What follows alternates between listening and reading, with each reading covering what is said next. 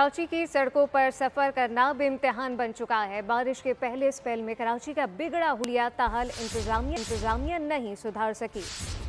कराची वालों का पहला इम्तिहान मुकम्मल न हुआ, दूसरे इम्तिहान का वक्त आन पहुंचा। कराची में 27 अगस्त से एक और स्पेल गरजेगा और जमकर बरसेगा। सिस्टम जो है 27 को जो है हमारे बॉर्डर को टच करेगा और फिर देखते हैं कि वो आया उसकी मूवमेंट किस तरफ होती है, अपर सिंध की तरफ होती है या डाउन कराची की तरफ होती है। चमकते दमकते कराची के इंतजामी दावे तो मीडिया पर सबने देख लिए, सुन लिए, लेकिन हकीकत सड़कों पर निकले कराची वालों को ही मालूम है। यहाँ कोई इदारा अभी तक नहीं आया है कि इलेक्ट्रिक वाले भी हमारी बात नहीं सुन रहे हैं, डिस्ट्रिक्ट वाले भी हमारी बात नहीं सुन रहे हैं।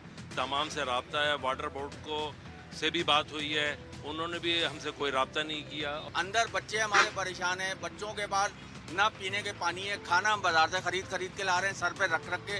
इतना पानी है कि हम अंदर पैदल जा नहीं सकते। आप अगर देखेंगे तो गटर उबल गए अंदर के। पहले स्पेल के बाद पहले से टूटी फूटी सड़कें पहले से ज्यादा खतरनाक हो गईं। नया एडिशन बरसाती पानी का दलदल बनना है। सड़कों पर मौजूद बरसाती और उबलते गटर का रूप शहरियों को दोहरी अजियत से दो चार कर रहा है। ट्रैफिक जाम की सूरत हाल के साथ उठता ताफुन और कीचड़ में डूबे पैर पहले स्पेल का मजा दोबाला कर रहे हैं। कराची की मुतादिद सड़कों से ताहाल पानी नहीं निकाला जा सका। खैर, पहला स्पेल तो झेल लिया, अब देखना ये है कि कमाऊ पूत शहर के बासी दूसरे इम्तिहान में कैसे कामयाब होंगे, क्योंकि कराची संभालने वालों ने कह देना है कि सब कुछ नॉर्मल है।